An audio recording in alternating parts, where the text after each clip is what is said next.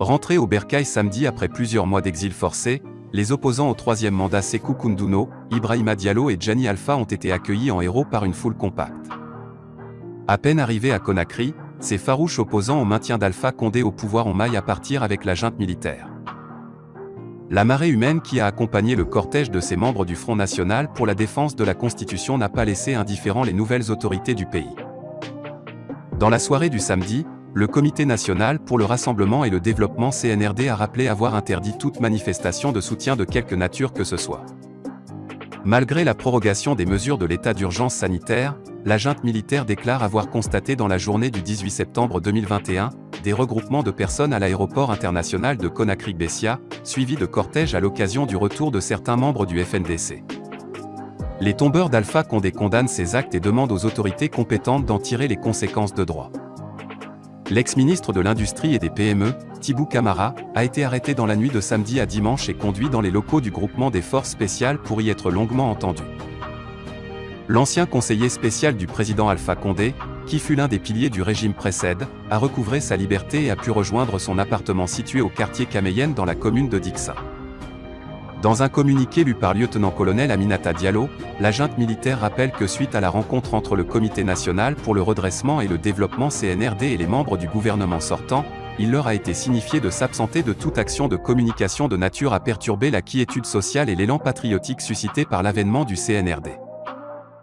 À cet effet, indique-t-elle, un engagement a été pris par l'ancien Premier ministre au nom de tous les membres de son gouvernement.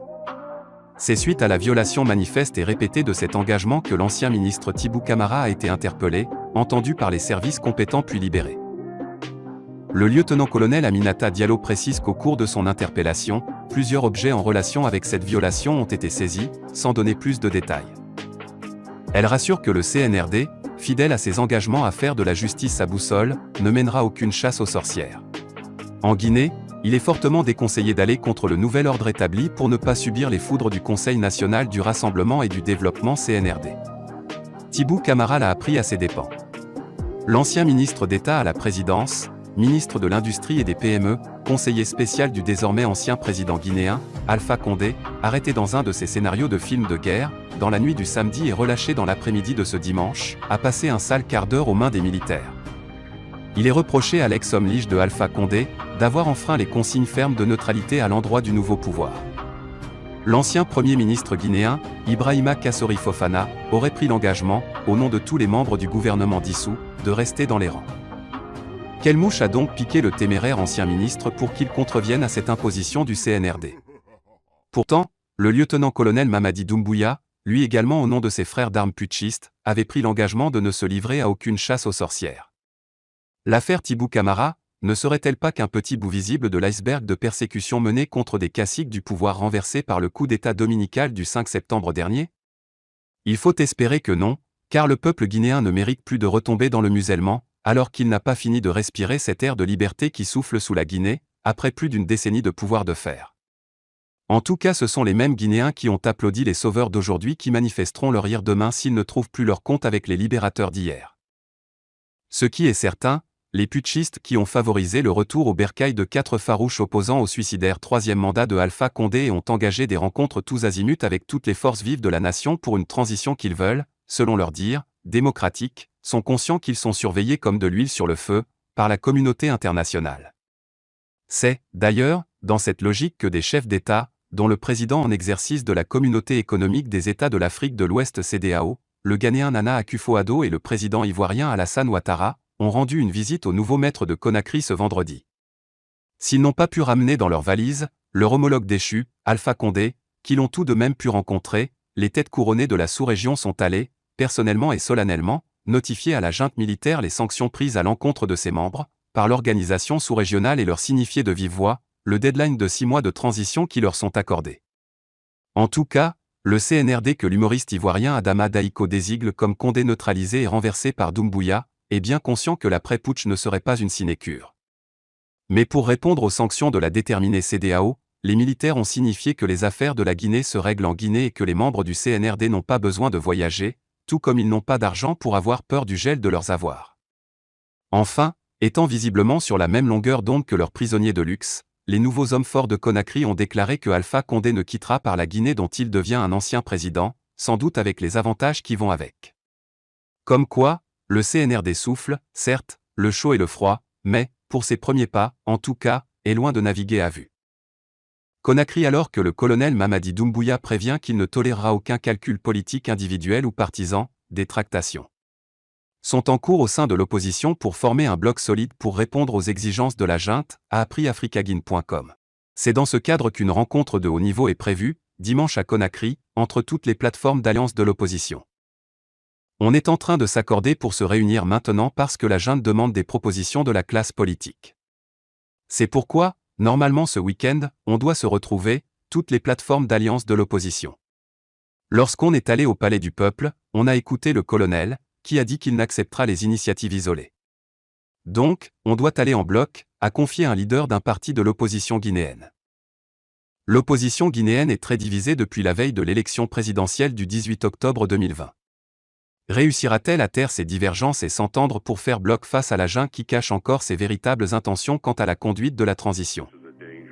Suite aux déclarations du ministre des Affaires étrangères du Niger à l'issue de la session extraordinaire de la conférence des chefs d'État et de gouvernement de la CEDEAO, tenue le 16 septembre 2021 à Accra au Ghana, le gouvernement de la République du Mali s'interroge sur les motivations réelles de cette sortie tout comme celle du président Mohamed Bazoum en juillet dernier. Dans la mesure où le Niger n'assume pas la présidence en exercice de la CEDEAO, le gouvernement de la République du Mali s'interroge à quel titre son ministre s'érige en porte-parole de l'organisation dont les décisions et recommandations sont clairement énoncées dans le communiqué final du sommet. Le gouvernement de la République du Mali condamne fermement et rejette ces propos inacceptables, inamicaux et condescendants de la part d'un responsable dont le pays a toujours entretenu d'excellentes relations avec le Mali et qui dispose de canaux bilatéraux pour aborder l'ensemble des questions d'intérêt commun dans un esprit constructif.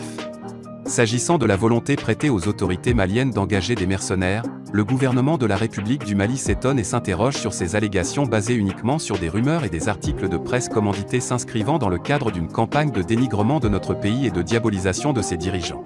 Le gouvernement de la République du Mali rappelle que dans l'accomplissement plein et total de sa souveraineté et dans le souci de préserver son intégrité territoriale et le principe de non-ingérence dans les affaires intérieures des autres États, il ne permettra à aucun État de faire des choix à sa place et encore moins d'en décider quel partenaire il doit solliciter ou pas. Au regard de l'implication forte de l'ensemble de la communauté internationale aux côtés des pays du Sahel afin de lutter contre les nombreux défis auxquels ils sont confrontés, l'essentiel aujourd'hui est de conjuguer les efforts pour assurer véritablement le bien-être et la sécurité des populations au Sahel dans un esprit de cohésion et non pas s'appesantir sur des rumeurs. En tout état de cause, le gouvernement de la République du Mali, tout en déplorant vivement la position non concertée de notre organisation régionale contrairement aux usages diplomatiques et sur une question aussi grave touchant à la souveraineté d'un membre fondateur de la CEDEAO et un pays important dans la résolution de la crise sécuritaire au Sahel, reste disponible pour un dialogue franc et sincère à travers les canaux diplomatiques appropriés. Une proposition de loi ramenant la limite d'âge à 75 ans pour être candidat à la présidentielle sera déposée selon le député Simoko Antoine Assal sur la table de l'Assemblée nationale dès la rentrée parlementaire du 1er avril 2022. Cette réintroduction de la limite d'âge, voulue par Alassane Ouattara, éliminera de ses adversaires politiques Henri Konan Bédié et Laurent Gbagbo de la course présidentielle tout en lui permettant de prendre sa retraite après 3 mandats successifs à la tête du pays. Le contraste est éloquent car Alassane Ouattara, qui s'est longtemps plaint de discrimination et autres manipulations des lois contre sa personne, sera à sa 2e révision constitutionnelle. Pourtant, il sonnait haut et fort la fin des manipulations des textes de loi à des fins personnelles. Le temps de l'exclusion est terminé. Ce qui exclut les candidats pour rester au pouvoir, ce n'est pas mon genre. Je suis pour la démocratie et tout le monde pourra être candidat et les Ivoiriens choisiront le candidat à même de répondre à leurs préoccupations, promettait Ouattara samedi 2 décembre 2019, lors du meeting de clôture de sa visite d'État de 4 jours, dans la région du Hambol dans le Hambol.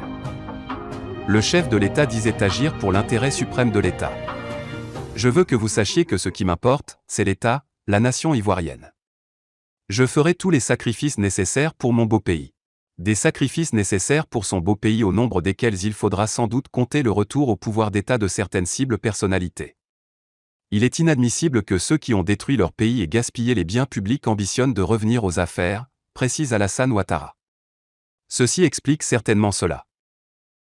Nous voici arrivés à la fin de notre vidéo selon laquelle vous pûtes voir les réalités de l'actualité politique en Afrique alors, n'hésitez surtout pas d'appuyer sur le petit pouce bleu pour laisser un j'aime et d'appuyer sur la cloche de notification pour être notifié en temps réel quand nous postons nos informations.